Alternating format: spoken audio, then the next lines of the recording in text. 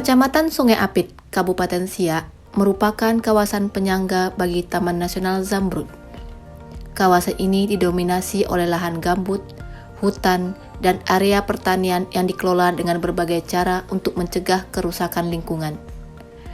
Peran penting kawasan ini tidak hanya dalam mendukung pelestarian keanekaragaman hayati, tetapi juga sebagai sumber penghidupan bagi masyarakat setempat. Sekarang terjadilah perubahan. Ya, perubahan pertama adanya aktivitas lain.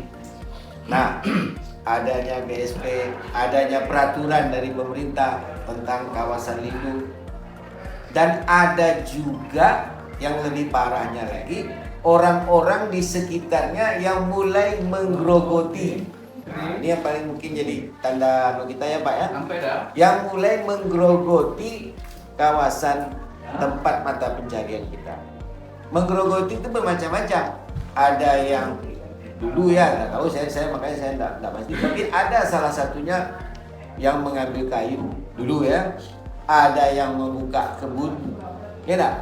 Harusnya ini ada data dari apa Pak? Kayak saya jelaskan, ada data dari Menteri Sumber Daya Energi bahwa kawasan zona inti dari Zamrud itu adalah 11.000 hektar. Ini zona inti nih Pak. Ada zona khusus yang 345 hektar. Ada zona pemanfaatan 904 hektar. Masyarakat di kawasan penyangga Taman Nasional Zamrud memiliki pola penghidupan yang khas. Di daratan gambut, sebagian warga mengembangkan perkebunan kelapa sawit, karet, nenas, serta mulai mengembangkan kelapa hibrida untuk menjadi komoditi baru yang berpotensi meningkatkan perekonomian. Sementara yang lain memanfaatkan hasil hutan non-kayu seperti madu, rotan, dan tanaman obat tradisional. Di kawasan danau dan laut, sebagian masyarakat menggantungkan hidup dengan melakukan penangkapan ikan menggunakan alat tangkap sederhana yang ramah lingkungan. Memiliki ketergantungan yang tinggi terhadap alam, masyarakat yang hidup di kawasan Taman Nasional Zamrud dituntut untuk dapat mengelola sumber daya alam secara bijak dan berkelanjutan. Harusnya seperti itu kita menganggap pekerjaan kita hari ini. Ini apakah itu Bapak menggunakan kawasan wisata untuk sumber nafkah di laut. Nah, mangrove itu sebenarnya terkait dengan tempat bertelurnya ikan. Jadi kalau kita jaga keaslian mangrove, maka ikannya makin mendekat ke pantai. Tapi kalau mangrove-nya rusak, ikannya makin jauh. Nah, makin jauh makin besar modal kita kan, makin jauh ke laut. Jadi kalau dia dekat-dekat pantai sini saja dia bertelur, beranak pinak, kan lebih enak. Masyarakat yang tinggal di kawasan penyangga memiliki potensi aset penghidupan yang besar, seperti modal alam, finansial, fisik, manusia, hingga sosial. Semua aset ini dapat dioptimalkan untuk meningkatkan kesejahteraan tanpa merusak ekosistem yang ada. Melalui tugas Tridharma, kami hadir untuk mendukung masyarakat melalui program pengabdian yang dirancang khusus mengoptimalkan aset-aset penghidupan. Program ini mencakup 3 fokus utama. Pertama, dengan meningkatkan pengetahuan dan kapasitas kelompok masyarakat dalam pemanfaatan sumber daya alam Taman Nasional Zamrud dan kawasan sekitarnya. Dengan ini, masyarakat sasaran dapat lebih sadar dan bijak dalam pemanfaatan modal alam untuk keberlanjutan ekonomi. Kedua, mendorong diversifikasi sumber pendapatan dengan mengembangkan produk turunan dari hasil alam. Ketiga, peningkatan kesadaran masyarakat tentang praktik penangkapan ikan yang lestari dan berkelanjutan. Pelihara keramba itu hasilnya itu tergantung usaha kita. Ya, makin besar modal kita untuk membiayai ikan itu makin besar hasilnya.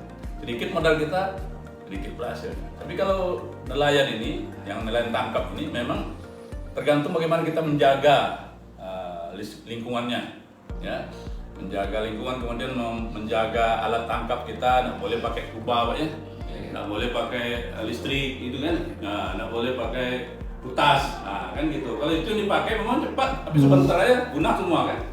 Nah, ini kita juga harus perhatikan itu sehingga betul-betul kita sejahtera hari ini, jangan sampai menghilangkan kesempatan generasi yang akan datang, anak cucu kita juga pengen sejahtera. Nah, itulah yang ingin kami sampaikan hari ini.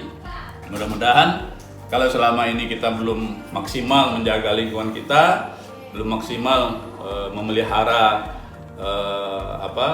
tumbuhan mangrove yang ada di sekitar kita, belum maksimal kita menjaga keaslian lingkungan sungai rawa dan danau rawa itu, maka ke depan kita berharap dengan adanya sosialisasi, dengan adanya pengetahuan seperti ini, berubah sikap kita. Ya.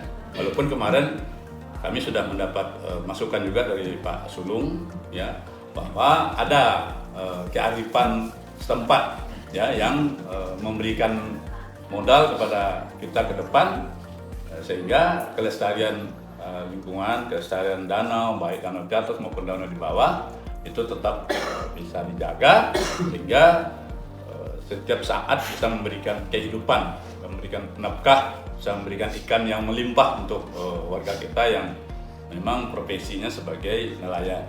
Walaupun kemarin juga disampaikan ke kami, ternyata ikan slice itu sudah hampir tak ada. Padahal dulu paling banyak katanya ikan slice.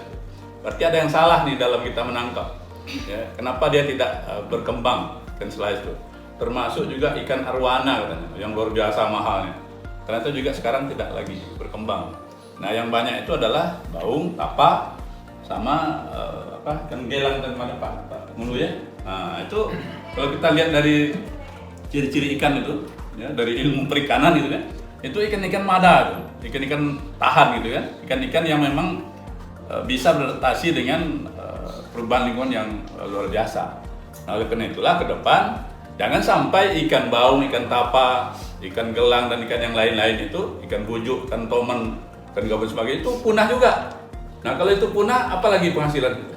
Nah, itu yang kita berikan masukan kepada Bapak-bapak, termasuk juga yang Pok Darwis ya, Pok Sadar Wisata, bagaimana pemanfaatan bakau ini tidak hanya sekedar tempat berminjak, tempat breedingnya ikan, tapi bisa juga nanti ke depan kita kembangkan ini.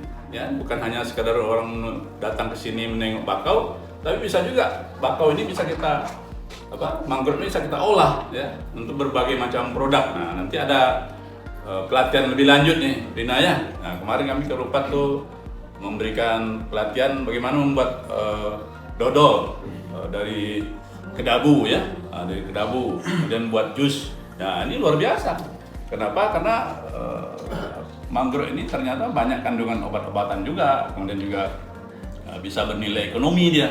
Jadi selama ini kita hanya melihat pohonnya saja sebagai tempat beranak pinahnya udang, ikan dan sebagainya, tapi ternyata buah, daun dan sebagainya itu selain bisa dipakai untuk arang bakau ya, biasanya arang bakau ya dipakai kayunya kan.